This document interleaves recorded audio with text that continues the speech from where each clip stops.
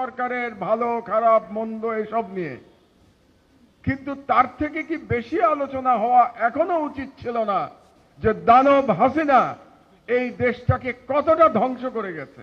কিন্তু সেই আলোচনা আমি কম শুনতে পাচ্ছি। এটাই বাঙালি মুসলমানের স্মৃতিশক্তি কম হওয়ার একটা প্রমাণ।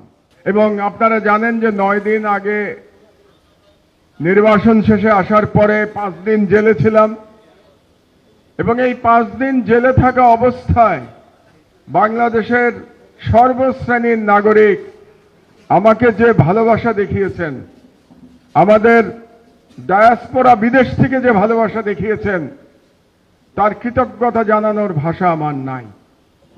আমি এর যোগ্য নই, আমি তথাকথিত সুশীল নই, আমি সুশীল মিডিয়ার টাইটেল প্রাপ্ত বিশিষ্ট ব্যক্তি।